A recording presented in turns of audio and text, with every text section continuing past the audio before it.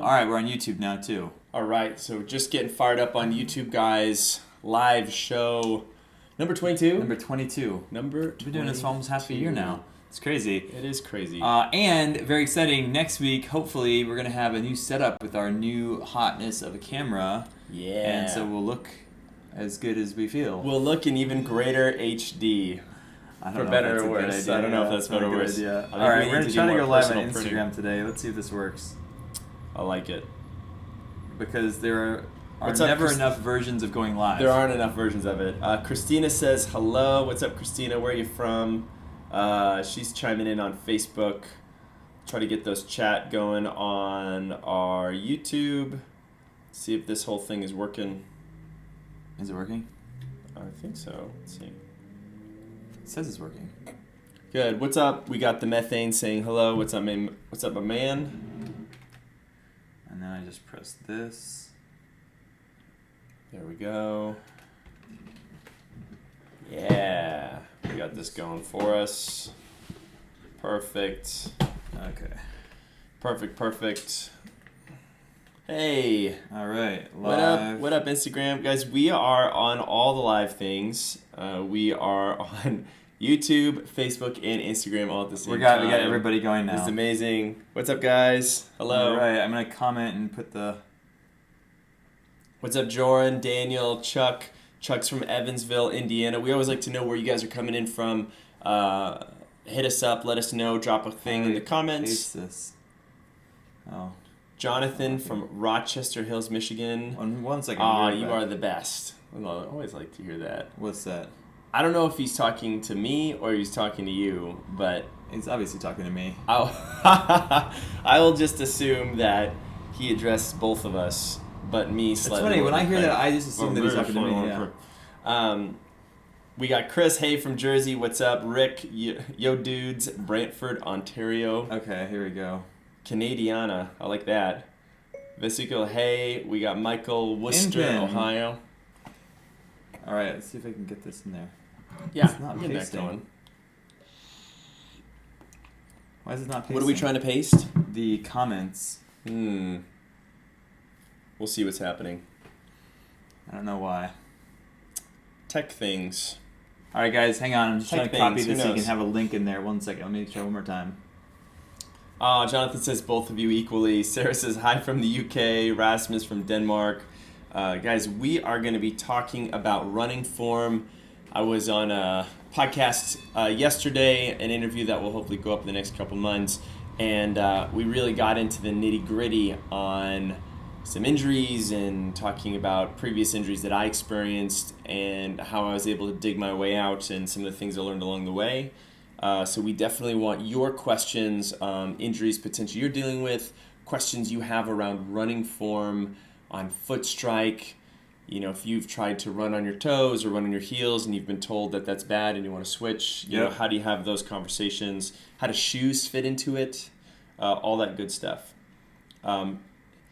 Jeff wrote something in a language that I can't necessarily pronounce. I don't even know what that is. Is it German? Or it's like Croatian. He's from Chicago. Oh, that's awesome. I don't know. That's what he said. Well, that's pretty good. It almost looks like that. Michelle from Iowa, what's up? Brandy says hi from Tampa, Florida. All right, so I couldn't post all the stuff what we were talking about, but I managed to post the link. So if you guys are in there, let me see if I can, then you can join our giveaway. Yeah. Join our giveaway, Perfect. and now you have the major. Oh, we have all these people coming in. We got all these people. We got Ben. Ben is a training club member from Scotland. I need some water. Harry Brown from Scotland. Go get some water. Stay hydrated, guys. It's a little smoky here in Northern California. There are some pretty serious fires raging, actually, scarily not that far away from where I live. Our thoughts go out to everyone affected by the fires. Really scary, massive damage. I know that obviously we are not the only ones to experience some sort of disaster this year. For those of you guys in Houston and in Florida and in the Caribbean affected by the hurricanes, I know that's been really tough. We're getting a dose of that. It really hits close to home. Oh, yeah, seriously. We tried to go out and film yesterday. I don't know if you guys saw our Instagram, but was it yesterday? Tuesday. Tuesday. Time flies, my man. Couldn't do it because it was so smoky. and the visibility was bad. It just looked horrible. Yeah. So, hey, Troy's in. Troy's in. All right. I think now we can officially start. Yeah, because totally. Troy is in. All right, so today, guys, so glad to see some of you guys signing in from all over from Croatia, from Chicago, from Charleston, Scotland, British India, Columbia. Amazing. all over. Shoot us your questions. Today we're going to be talking a little bit about running form, and we're also going to be giving away a gait analysis, which usually costs $75, plus a free month at the training club, which is $30. So over $100 worth of stuff from TRE. We're going to be giving it to you. There's a giveaway at the end of the hour. All you got to do is click the link below. If you are on Instagram, there's a comment there. Yeah, in that green link. If you're on Facebook or YouTube, there's a thing in the description. And guys, this gait analysis is really cool. You're getting a virtual online appointment with Dr. Kyle Bowling, and he is going to reach out to you, set up a schedule so it works at your convenience. You're actually going to video yourself, and here's a little preview of what Craig has done. Yeah, so what I did is when I went to see Dr. Bowling in his office, I did a analysis on the treadmill, which you can do as well. All you got to do is jump on a treadmill and have somebody videotape you from the side. And then I videoed myself, which means I was just running around a track and just set up my camera, no help whatsoever. And then we compared them, and it was the same thing. Like the same problems came up, the same issues were there, and some of the good stuff that I have, which is like stability of my hips and stuff. Yeah. So you can do it any way you want. All you got to do is if you do the gait analysis, just send a video in, and then you have a 30-minute consultation where he'll talk you over all the problems and the solutions, and then give you all the exercises that you need specifically customized to you in an app. Being able to ask questions and get them answered is so helpful and assuring, and then being given the direction specifically from one person, do A, B, and C, I know, again, is the same thing. We're not lacking information these days. We got information online all around us. I think what's hard is just that direction and assurance that this is the right thing for me. So anyway, we're super pumped with Dr. Kyle and our injury consult, as well as our training club, because hey, we do the same thing with our members. And this is my first live show in almost 3 weeks. I feel like this is one we haven't done one together in a little while. It's been a while because Nate was had gone. Different guests. Yeah, totally. We've had everything there. So I have a bunch of little gadgets and stuff that we've been trying out. We want to talk about. We just shot 7 reviews on Tuesday. Oh man, last week. It was interesting because we had a day on Tuesday where like the filming, it didn't go well. I was in a bad mood. I was really tired. I was grumpy, and we were, filming in a spot was really smoky. We were having a lot of issues with our mic, and basically it took us probably an hour and a half to not even shoot one video. We didn't make it through once, and then when I went back and looked at all the footage, I realized I couldn't use any of it. So we totally scrapped it. But I bring that up because last week we were able to, in almost the same amount of time, shoot 7 awesome reviews and videos. And so some days you got it, some days you don't. But when you have a day to get 7 videos in a row, oh man, it is awesome. You'll see these coming out on YouTube, but we'll talk about it a little bit now, which is we did a number of different shoes. Did a pair from Ultra, did a pair from Merrill, did a couple pairs from Ultra actually. We had, what else? We did the Ultra One V3. Yep. I did the Ultra Temps, their trail version, which was great, and you did a road version. We did a pair of Scots, both their road. Mm-hmm. Do you remember the names? Trail. I remember the names. Ipanema, no. Palani, the RC right, for the road, and Kinabalu for the trail. Yeah, those are easily forgettable names. They're crazy names. I think it's kind of that Hawaiian. We also did a whole bunch of. We did a bunch of headphones, which we've been talking about with you guys. In and out, but like different I got all the. How many of you guys versions of headphones here? You can imagine. As we talk about this, and just drop in the comments, how many of you guys run with headphones right now? And like, do you guys run with like wired headphones? You run with Bluetooth headphones? Are they ones you like? We always like to see that. Let's see, where are we? Cool. Yeah, and I actually have started to become a much bigger fan of the Jaybird. Here they are. Let's see here. These little guys have become my favorite. The Jaybird Run wireless Bluetooth. These are really cool, guys, and they're just dropped and announced by Jaybird. Their brand new toy. Yeah. Really cool. It's taken a while for me to figure out how to put them in my ear.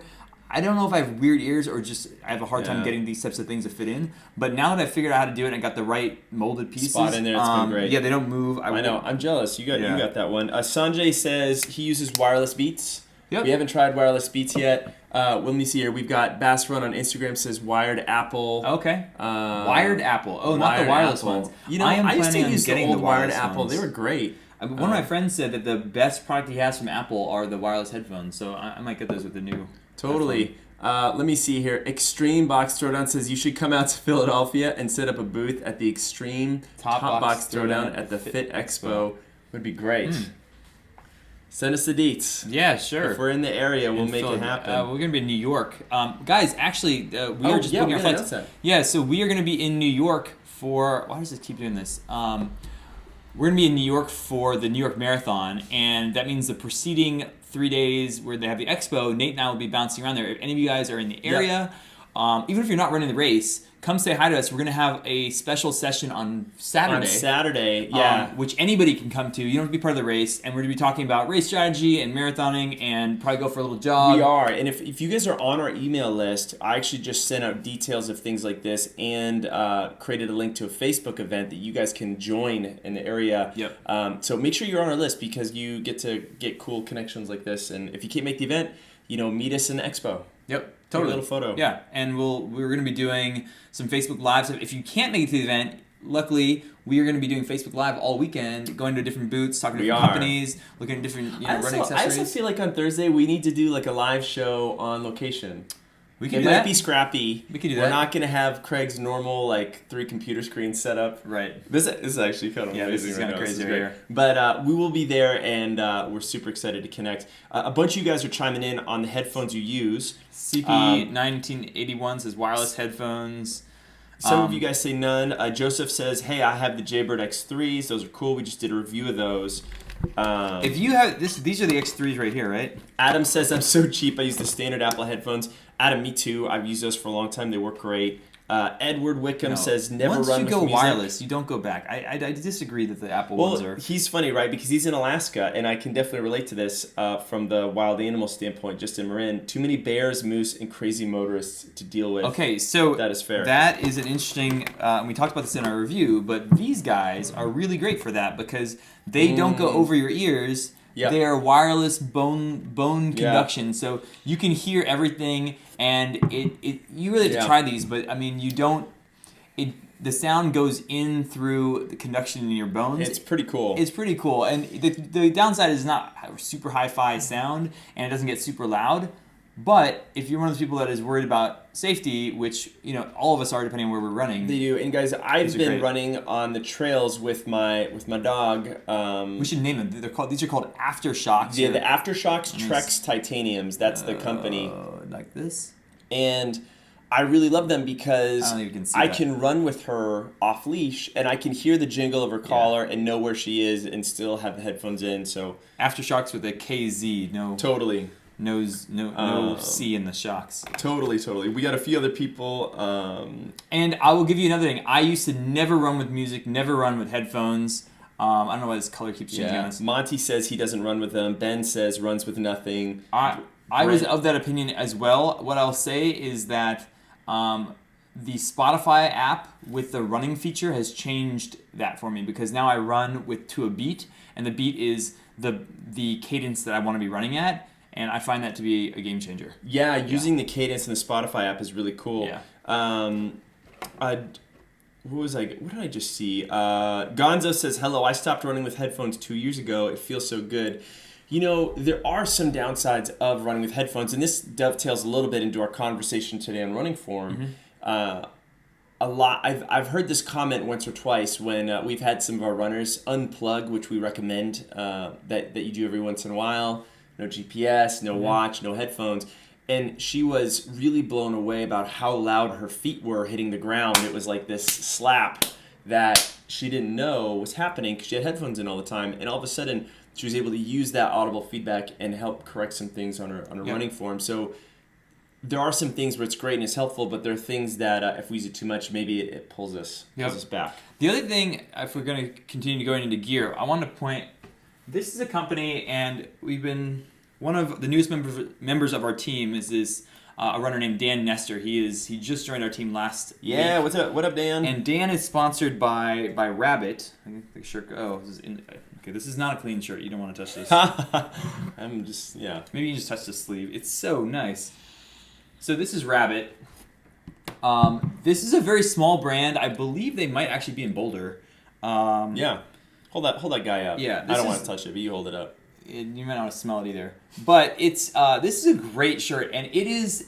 I wish that you guys could feel this material through the internet, but I wish I could feel a clean version of this T-shirt. It's okay. It's not that bad. It's just one run. One? Yeah, I get one. I sometimes get 2 or 3 out of a shirt. Oh, man. You never know. Do you guys wear deodorant every day? And this is a serious question. Yes, but do you wear deodorant? I do. I don't. You don't? No. No, that makes a lot of sense. I never wear it. I don't like smell. Now I know. Now I understood. I always wondered why.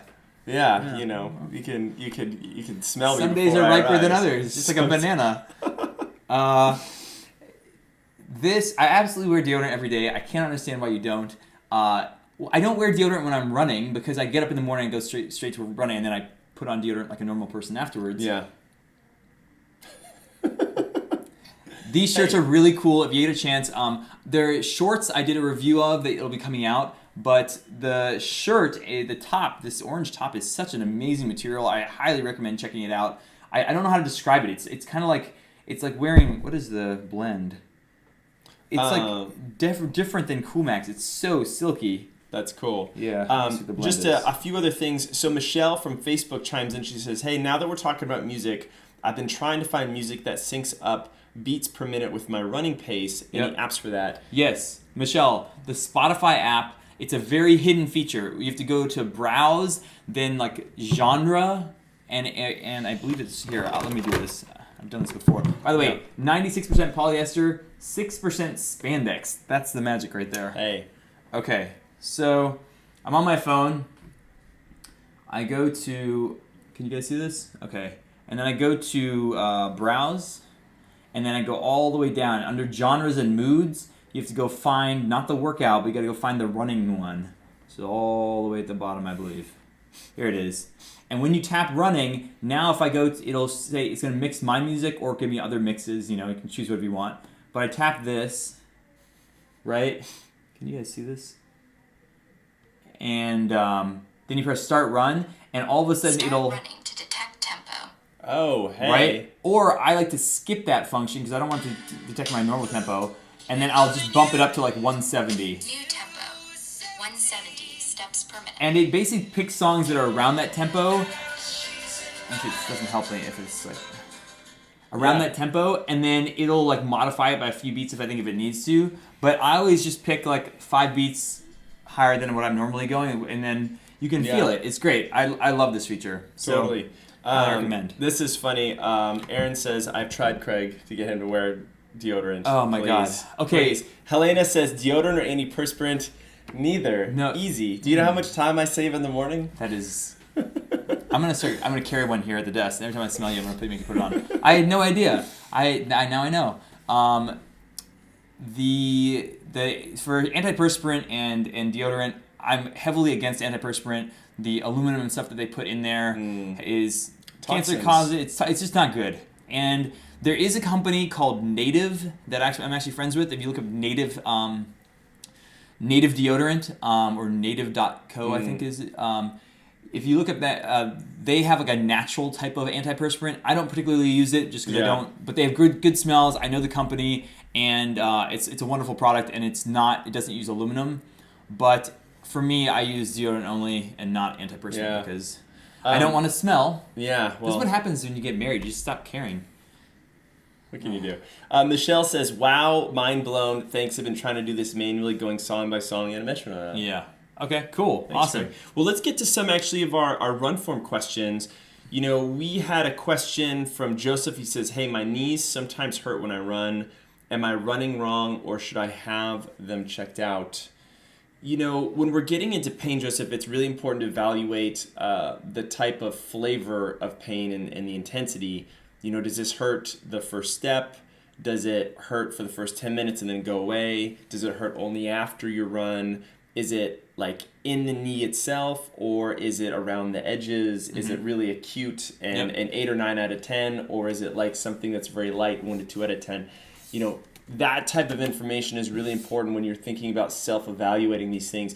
Whether saying something hurts or doesn't hurt, because it is so open to interpretation. You know, that will really help us narrow things down a little bit. And for all of you guys asking questions, that's really helpful.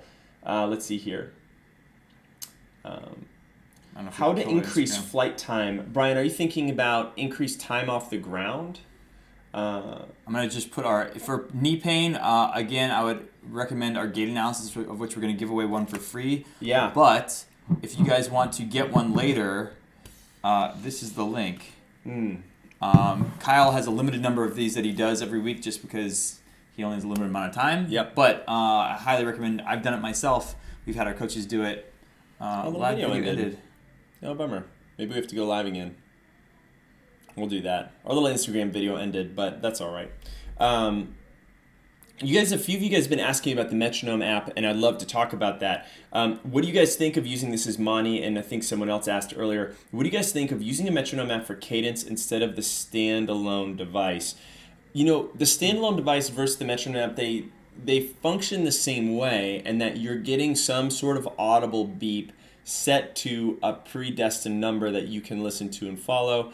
If you were to get like a musician's metronome that you'd clip to your waist belt, in a ways it's like a lower tech solution. You hear the audible beep. If you're someone who runs with your phone, well, the app is fantastic because you can just tie that in, and hopefully you found one that works with your music and with everything else. There was another question about trying to run at a higher cadence at lower speeds. Try this out, guys. You can run in place. Oh, Scooby. Oh, hey. Hey, Scooby Runner. Sorry, what's up, Scooby Runner? We want to talk to you, so I will email you after this. Yeah, we met you in Boston, but we definitely want to chat more. I actually had it down on my to-do list to contact you. So that's cool. Send me an email at Cricket the Running Experience. I'm not sure if I have your email, but... my dudes. That's right. We're going to be at New York if you're going to be there. Totally. Yeah. So running cadence and speed, guys, are not the same thing. What tends to happen is that when we run, we tend to get stuck in the same pattern. And a lot of times that's like the same stride length. Like you're just sort of used to, like think about when you walk down the street, your steps are always kind of the same length. When we start messing with cadence, what we're really deliberately messing with is the frequency of those steps and the length of those steps. We want those steps to be shorter. So the best way to try this is actually to do some cadence drills, run at a cadence of 85, 90, or 95, whatever number you're going after, but in place for 1 minute. You're not moving forward. Oh, yeah. And it just gets you picking your feet up. You're going to work a little bit, but then you realize like, oh, the next round when I do this again, I'm actually going to start in place, picking my feet up, and then I'm just going to move forward at like a 15-minute mile, barely moving forward. And when you do that enough times, you start to see that I can separate these two things in my brain. But if you're trying to go high cadence at your normal length, you're just going to run faster and you're going to smoke yourself because you're basically running tempo and speed everywhere. Let's see here. We were running, Nate and I did a 20-miler over the weekend with our new friend Amanda from Hoka One. Oh, yeah, that was great. Yeah, shout out to Amanda.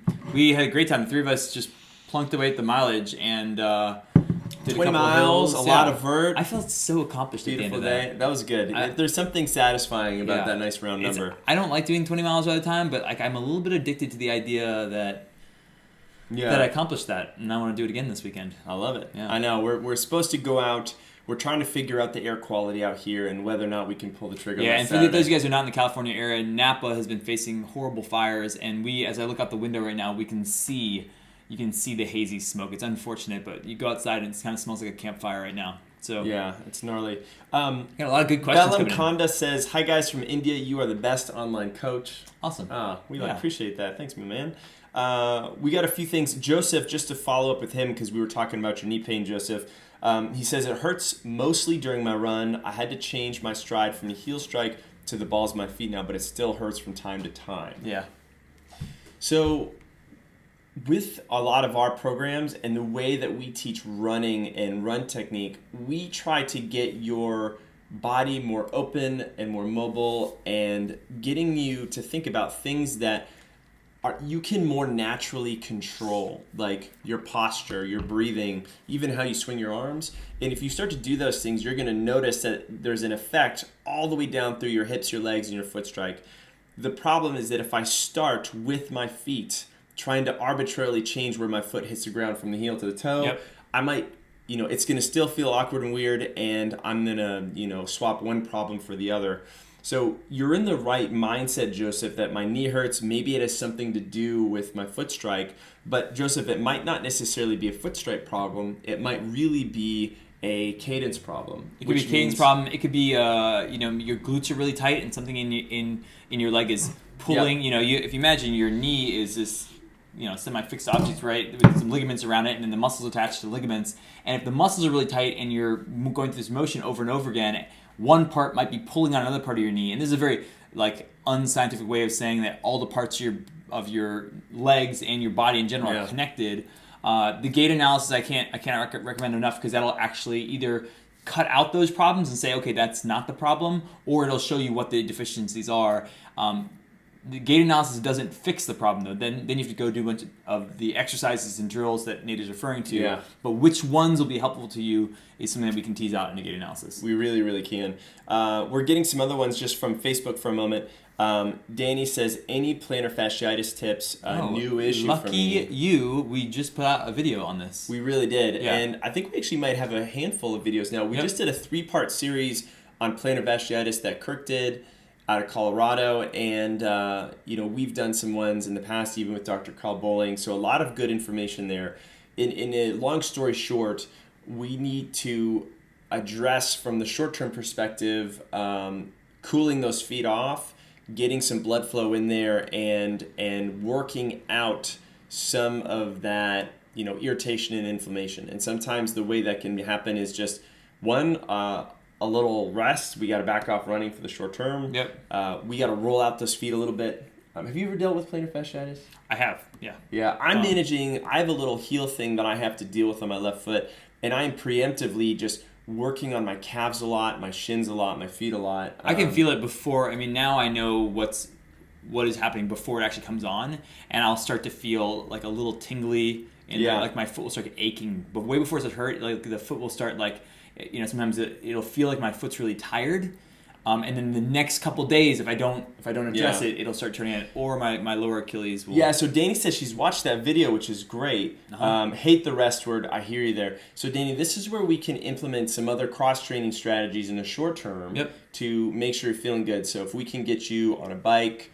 We've got some great swimming videos and pool running videos that we put out this summer that you can go check out. One of the things I'll say is if you're getting on a bike and you're facing plantar fasciitis, depending on where you put the pedal, right? If you are putting the pedal on the forefoot of your foot is still flexing every time, and while you may not feel the acute pain like you do when you're running, you're still flexing that plantar fasciitis every time you push down on the pedal. So what I would recommend is either get cages on your bike, meaning the lock your foot in, or place your foot a little bit farther, even if it's just a little awkward, but place your foot a little bit farther on the pedal so you're pushing down without flexing your foot every time. Take a little stress off the heel. Which is the proper way to pedal on a bike anyhow. Yeah.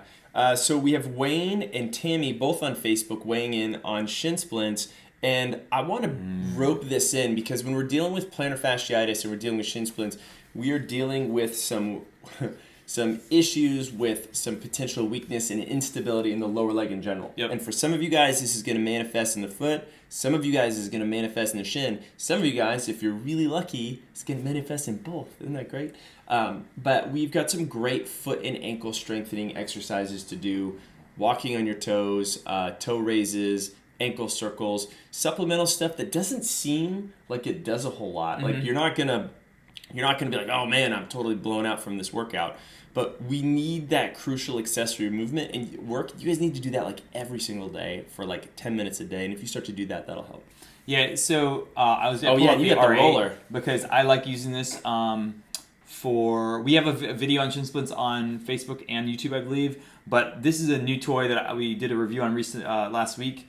I like it because I can get both sides of my tibia right behind that flat tibia bone, and I can really get into the soleus. And when I work on that, it helps alleviate some of the issues I face shin splints. And what I've noticed is because I'm testing so many shoes out, every other week I'm on a different pair of shoes, which means I'm constantly breaking in shoes. My foot is constantly adjusting. And that is definitely, like, some shoes are absolutely adding to the shin splints and some of them are not. Yeah. And I can't say, hey, these ones are bad and these ones are good, because it depends on, like, in this case, who I am coming into this shoe, and like what my stride looks like. But I will say, shoes can be a place to look in terms of how it is making you pronate or supinate or correcting for that, etc. I don't like saying shoes are the cause because it's a lot of different pieces, but working on the tissue health is a good way of alleviating the problem, but you need to get to the cause. So you can use this all day long. It's not going to help you unless you alleviate the cause, which is going to be from your stride, from your biomechanics. Totally. And guys, that work is so big. The more you're in tune to this and the more you regularly do it, you catch these things early and you can make those adjustments. If the mindset is, every time I run it hurts, but then it fades, it doesn't really go away. It just, is kicked down the road, the can, so to speak. So make sure you don't kick that can. Make sure you deal with it now, and then you will be able to continue to train, and it won't be an issue. Owen says, and this is kind of an interesting one, need to do long runs this weekend for the North Face 50.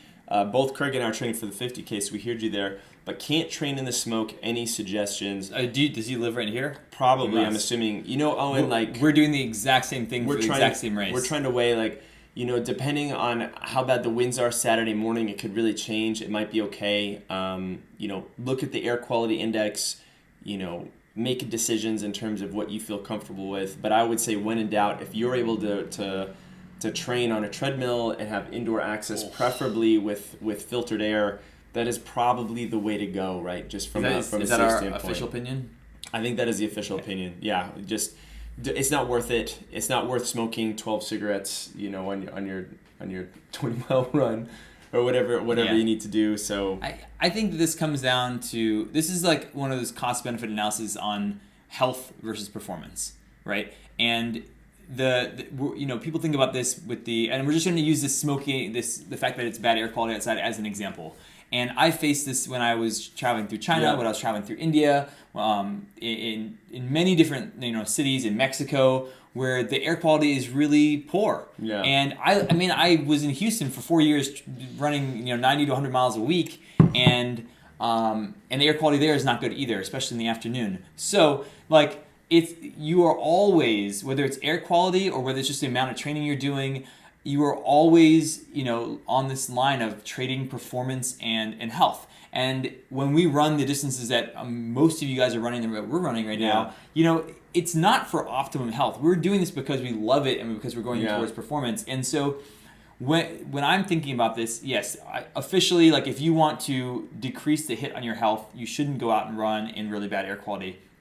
But realize that no matter what, you are making a trade-off when you're going and running 20 miles. You putting anyway.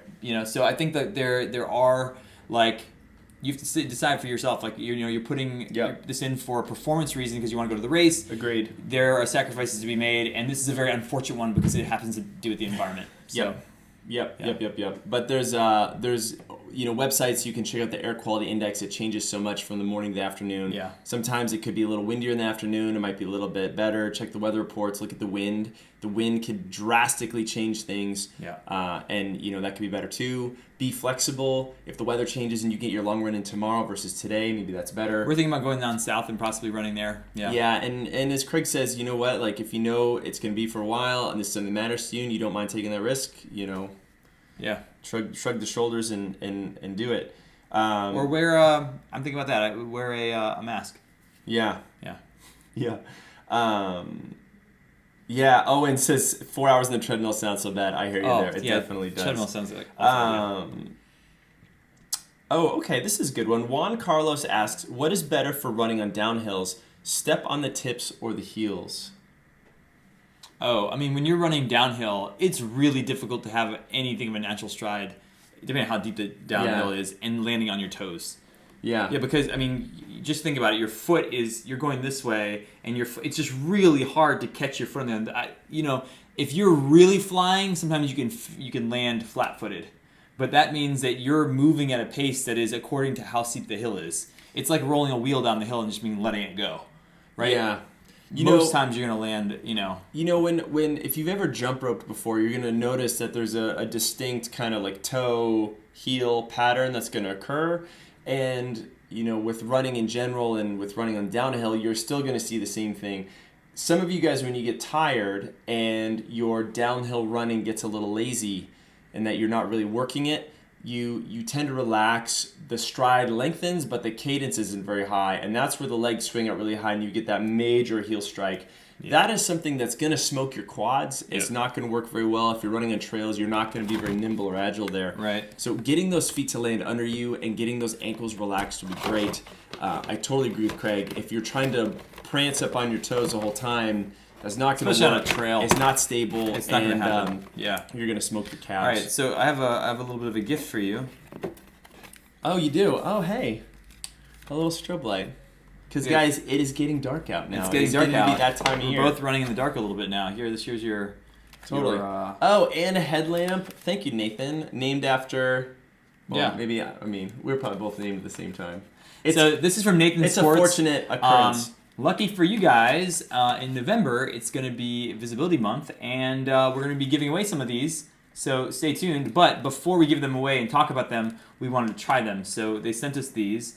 This is our first time. We haven't even opened these yet, so obviously we don't know much about it. But I have been looking for a good solution because I've been getting up early and running in the dark, and I'd say like 2/3 of my run is in the dark, and it would be nice to have a headlamp that's not meant for camping. So this is Nathan's headlamp, which I'm looking forward to, and this is kind of just like a strobe light on your hip. I think this is great. You know, the one thing I've been missing is the strobe light. Sometimes I run with the light on my phone to go. Hold that up so you can see but this will be really, really helpful so people can see that. There we go.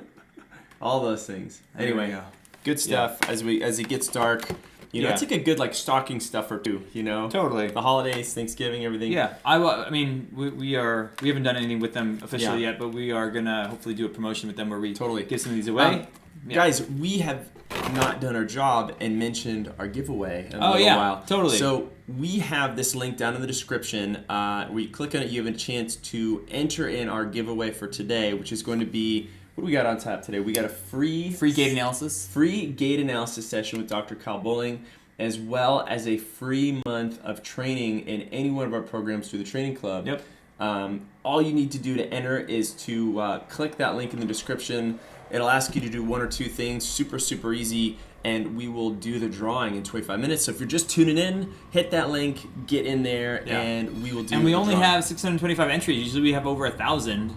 So right now, good odds. You should definitely get in there. And you can get, I think each person can earn, 25 entries or something like that. So Totally. Yeah. I want to get it back to another question on Facebook.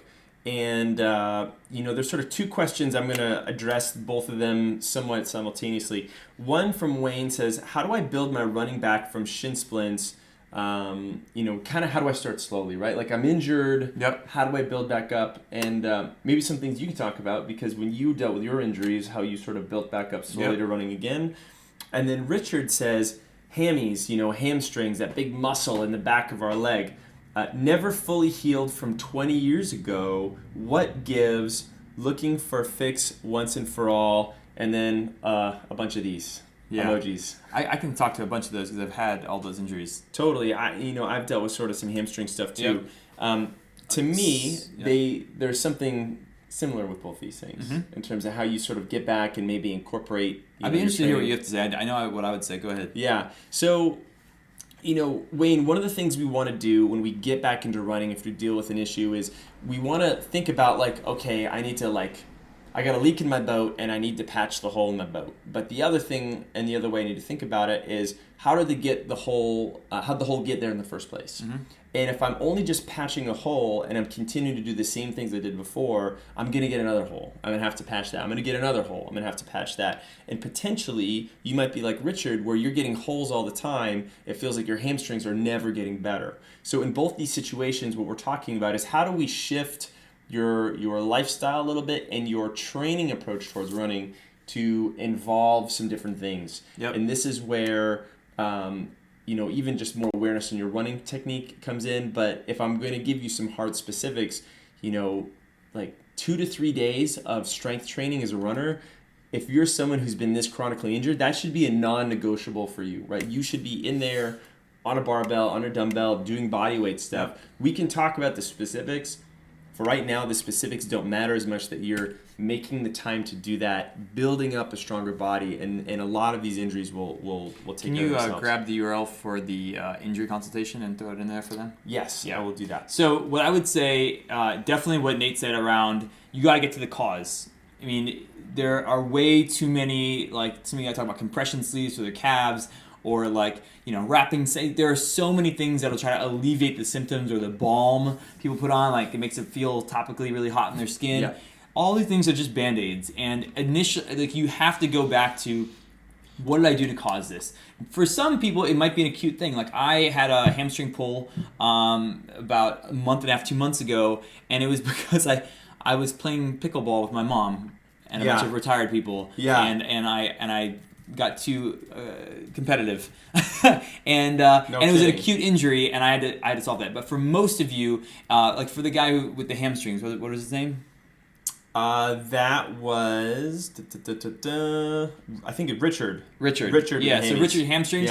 Yeah. There's if you tore it a while back, and what happened? There might be scar tissue there that you have to work on. I mean, soft tissue manipulation there could help out. Yep. And what I had an adductor tear, which is very high and close to your hamstring, very similar, and I lasted for 2 years because while I had rested and not gotten back into running, all the area around that injury had atrophied, and I was just so weak in that area that when I actually went and tried running, I mean, obviously, if you pull on a rope and it's frayed in one area, and then all the areas around it start to get frayed, when you start pulling on the rope again, which area is going to tear first? Yeah. And the weakest point starts to take all the strain.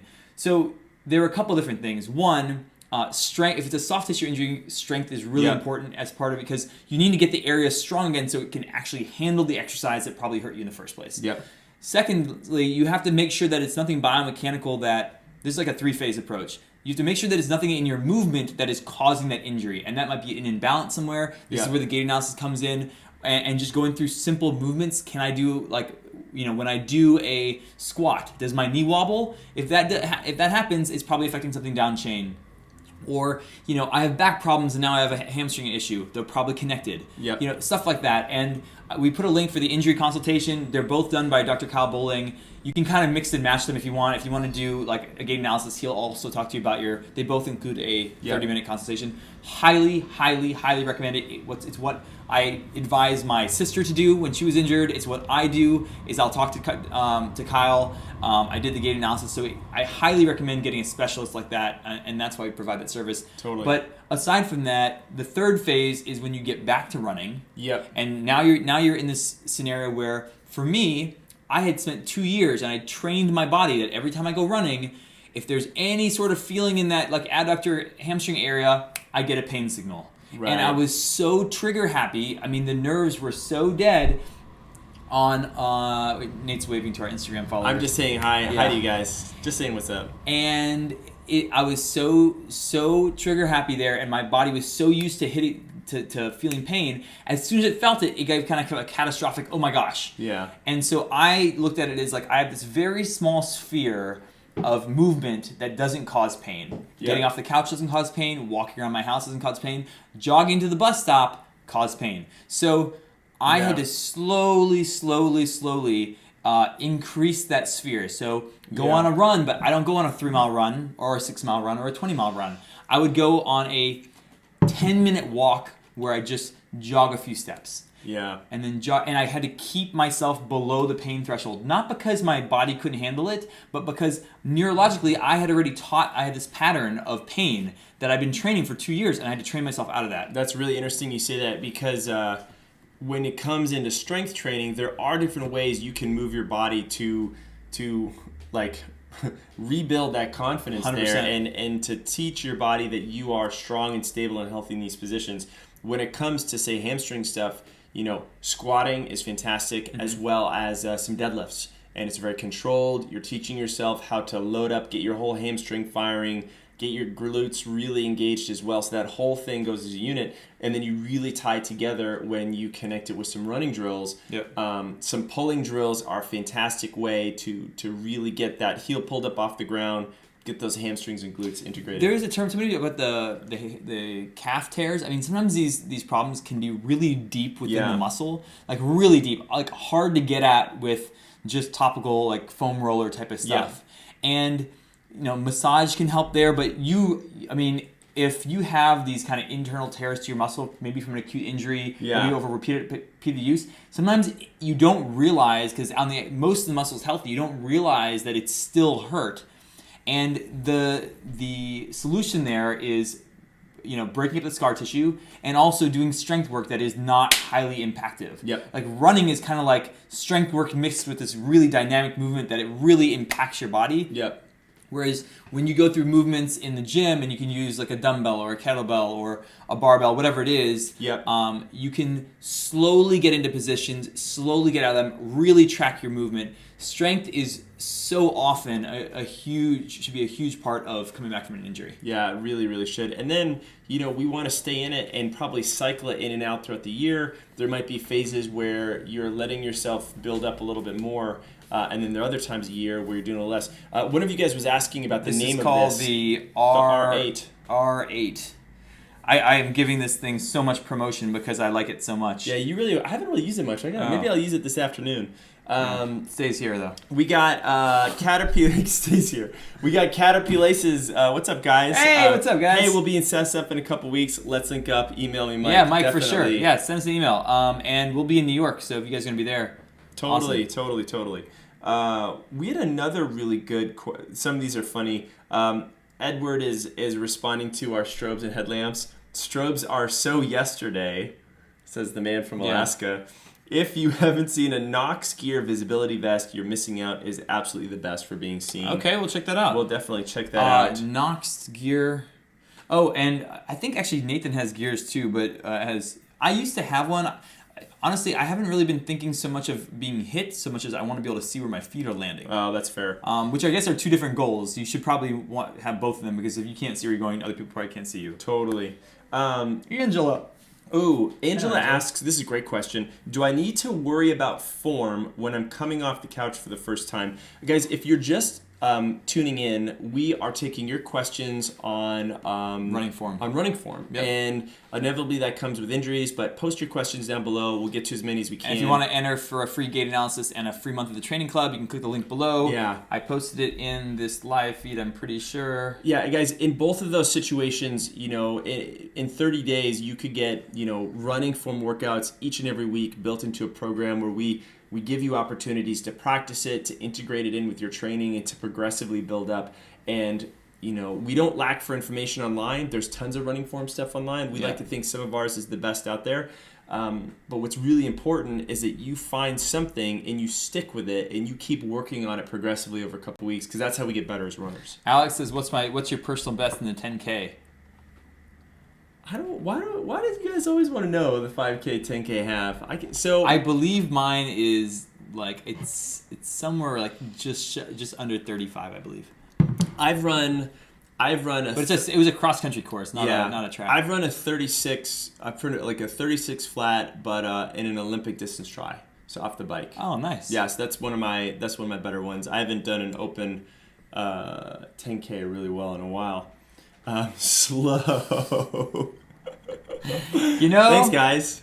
I am now. We were just talking about this the other day. We were on this long run, and I used to. I was like a low, 14s miler. Yeah, you were fast. And I still love running fast. I don't run nearly as fast as often anymore, but when we do these long races and we're grinding out for 3.5 hours on the weekend, it's a different world. Yeah, we're grinding up these. Cleans me up, and then I can on any specific run form cue, and they don't always do a very good job of warming you up. And both of those things, beginner runner, if you can start to integrate that in from day one, that is like the best. So run for a couple minutes, stop, but then make sure like both Craig and I will stop and do a few leg swings and squats. We're going to do that on Saturday in the middle of a run. Sometimes we integrate that later in the run, just as a way of breaking things up, right? We go up those long hills, we get ground down, things just start to look ugly. Why? No one can hold a plank for forever, right? So we need to break things up, and those little strategies are great, especially as a beginner runner. Angela says, couch to 5K, should I walk before I run?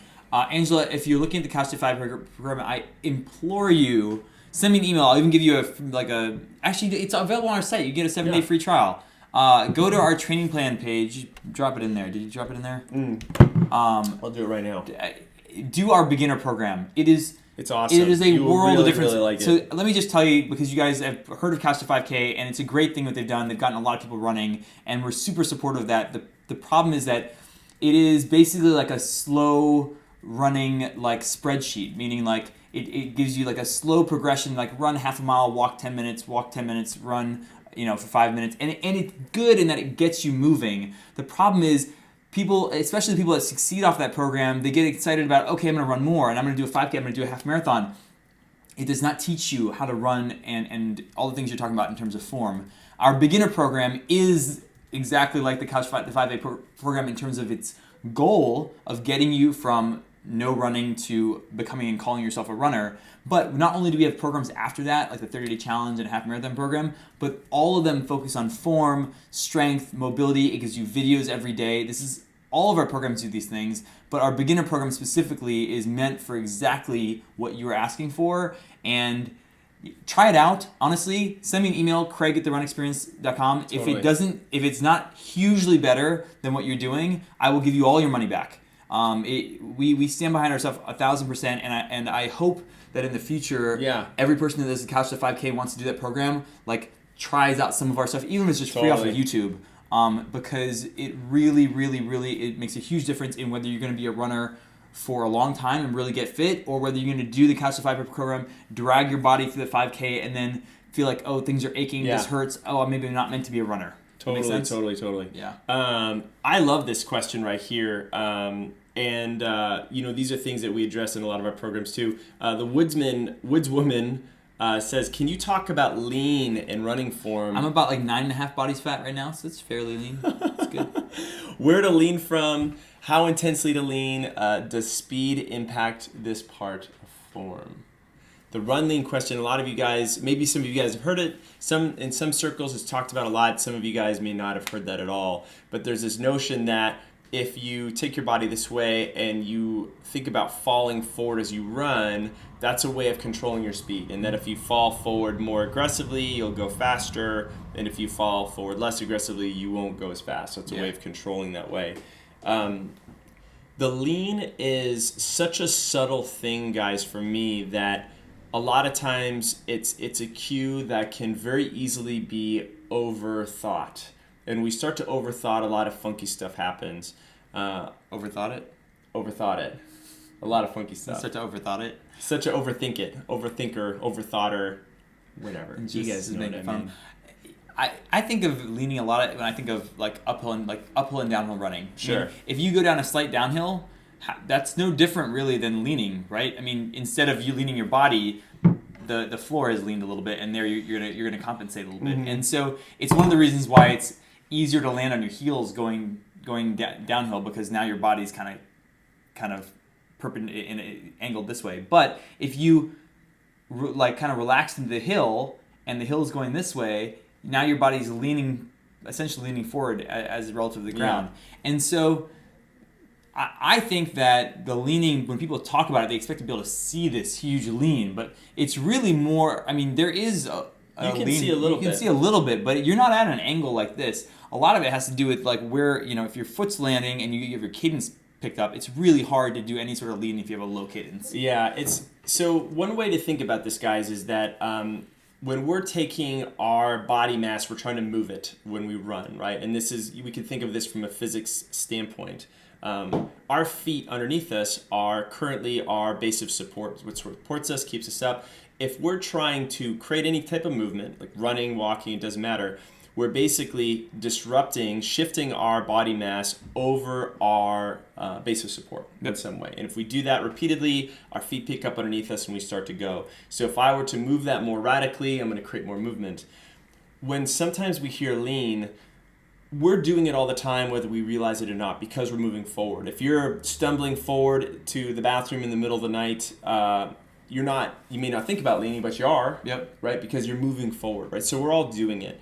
What's helpful is actually to think about what your hips are doing. And one of the first cues we like to think about other than posture is letting your hips lead the way a little bit. And what that's going to do is shift your hips forward. It's going to get that, to a degree, the lean that you need, but it's also going to engage your hips actively in a way where you're also going to be upright, because we're supposed to lean, but we're not supposed to lean forward to the hip. We're supposed to be upright at the same time. So how to lean forward and be upright at the same time? It's confusing. And guess what? You can think about all these things, and you can try to piece these pieces together and go out on your run. Like, okay, I got to lean your hips, or do any one of our programs. Any one of our programs, we have form and technique work built in with the strength and mobility, because if you are not mobile in the front of your hip, you can do all the leaning forward that you want. Like, you're going to have a hard time leading from the hips if you don't have that range of motion.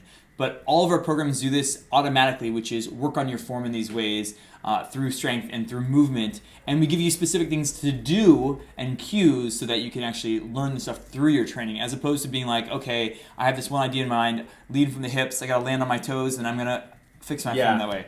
So it's a progression, and really it's kind of like you need kind of a coach, and our programs are meant to do this. So just plugging it there. Totally plugging away. It is time for our rapid fire round. Rapid round for like 3 minutes, and then we're going to do our drawing. And our drawing. So guys, if you're just tuning in, hit that link in the description and enter our drawing for a free injury run gait analysis giveaway, as well as a free month of training with us. Yep. Let's do it. All right, cool. Hit the link below. Let's do rapid fire. I'm just going to jump through some of these. Totally.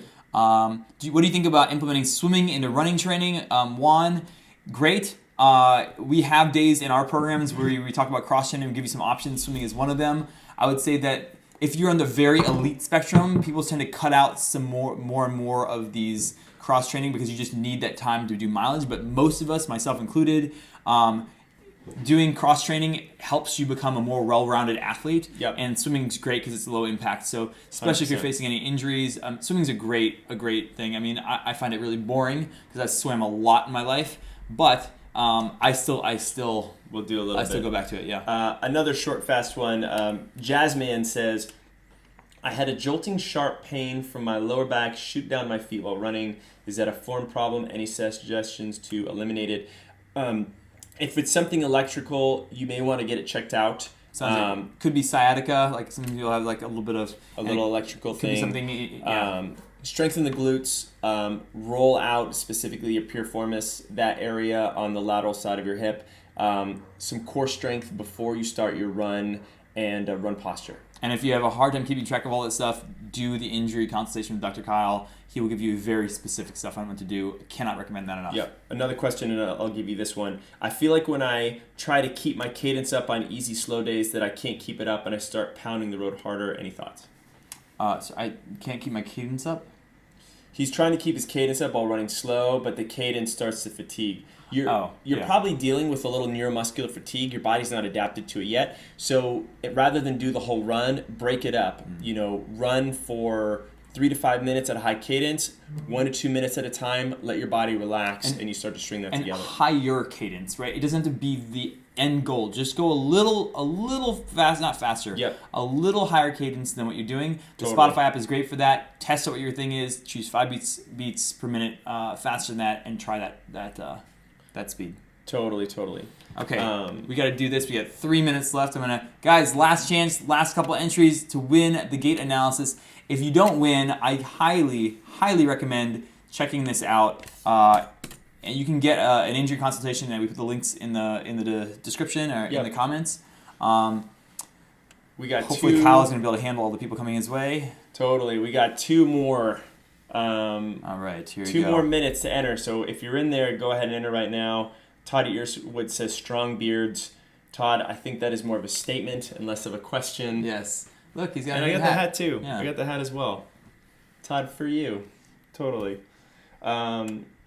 Rano's been with us for a while. Hi guys, crazily, I signed up for a downhill marathon early November, and the weekend after is a Ragnar Trail relay, which is followed by a marathon the next day. Jesus. I'm anxious. Any suggestions on how I can deal with this craziness? A lot of active mobility and recovery. Every trick in the book, you know how to recover your body faster. Hot baths with Epsom salt, regular foam rolling, light, gentle movement, a little bit of light cross training, a little bit of walking. Be smart. I got one that he missed. That I think would put at the top of that list. What is that? Hydration.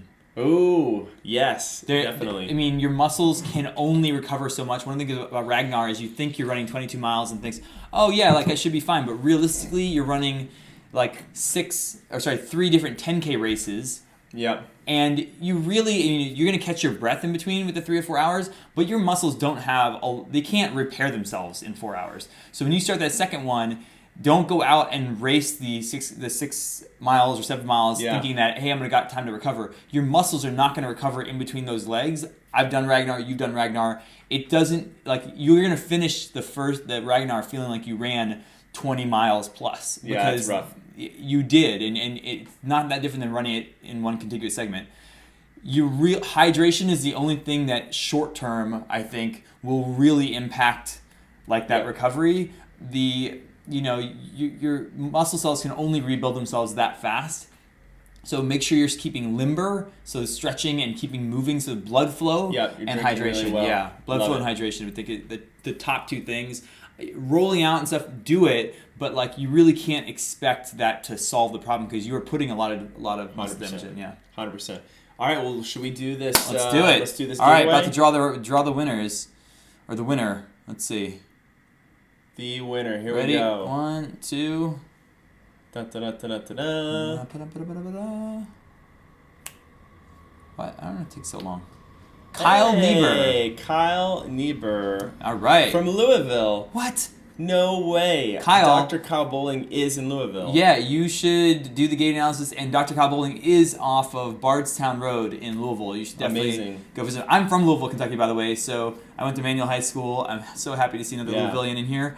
But we will email you and give you access to your free month of the training club and the link to get that, and then also the link to get your free analysis with Dr. Bowling. There's a survey to fill out, gives you running history, and you can either do the injury consultation or the gait analysis, whichever one you want to do, and all the instructions for that. Guys, if you didn't win, check these things out. Yeah. You will not be disappointed, and of course, how much is gait analysis? $75. Guys. We're trying to make this as affordable as an option as you can to get connected with a really legit healthcare finesse professional who's going to help you. Not all gait analyses are the same. So if you go into a running shoe store, they don't do the level of analysis and give you all the exercises. They give you a pair of shoes to correct that. We are saying invest in your body before you invest in tools. Same thing with your places online. Like Kyle is a specialist. What he does all day is work with elite athletes and runners. So, and he's an elite athlete himself. So totally highly recommend that. Well, Kyle, right on. We will reach out to you and email you with those details. Yeah. Guys, thanks again for tuning in, and we will see you next week. And thank you, Instagrammers, for Bye, hanging out with us. Instagram. That was totally fun. We'll see you guys. All right. It's the awkward time. Awkward time of shutting this down. There we go. There we go.